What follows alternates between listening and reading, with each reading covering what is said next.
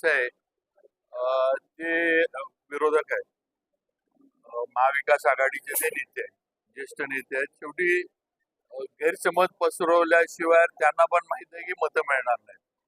आणि मग गैरसमज पसरवायचा असलं तर हे असं बोलल्याशिवाय मतदारांमध्ये गैरसमज पसरणार नाही हे चांगलं माहिती आहे जयंत पाटील साहेबांना.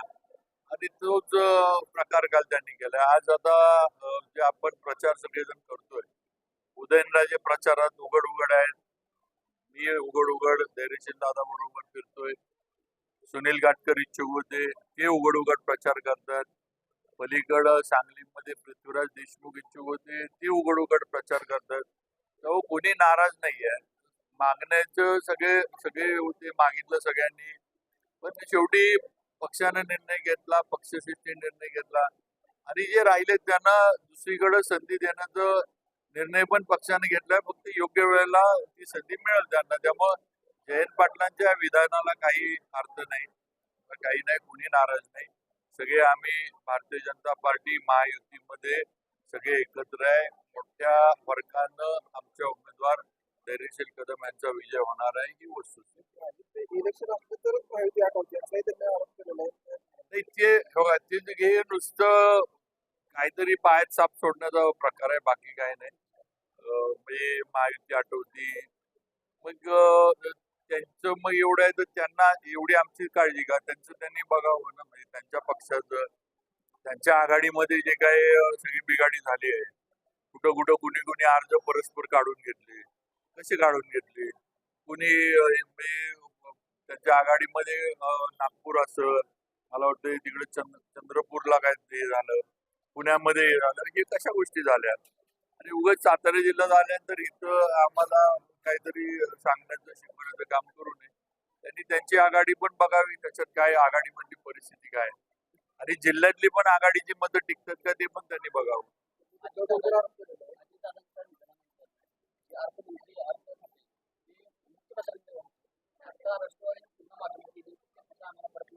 त्याच्याबद्दल मुख्यमंत्री साहेब आणि अमित शहा साहेब वगैरे हे निर्णय घेतील.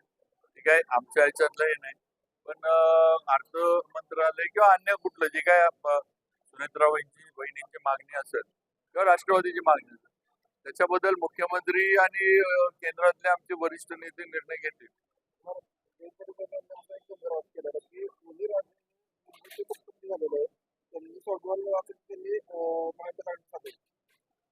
आता मला साथ द्यावी म्हणण्याची आता म्हणजे काय म्हणायचं, आम्हाला आता संधी, आम्ही पूर्वी यांच्या बरोबरच होतो, आम्हाला काय संधी दिली यांनी?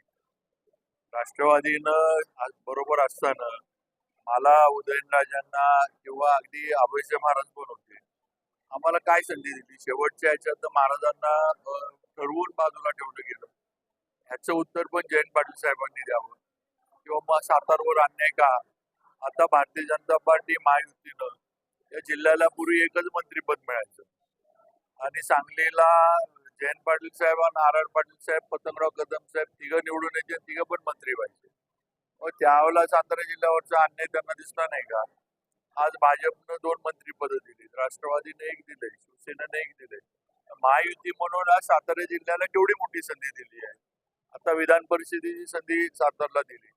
हे त्यावेळेला मग जयंत पाटील साहेबांनी किंवा त्यांच्या आघाडीचे किंवा काँग्रेसच्या लोकांनी हे का नाही केलं सातारसाठी? त्यांच्याबरोबर होतेच ना सगळे.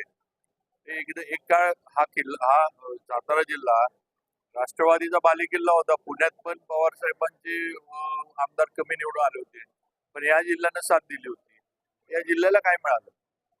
आपल्याला कुठंतरी एक मंत्रीपद, ते पण रामराजेंना मंत्रीपद द्यायचे, आणि ते पण कृष्णा खोऱ्याचं मंत्रीपद, ते पण पूर्ण राज्याची जबाबदारी नसायची. ह्याचं पण कुठेतरी यांनी सगळ्यांनी उत्तर जिल्ह्याला दिली पाहिजे ना.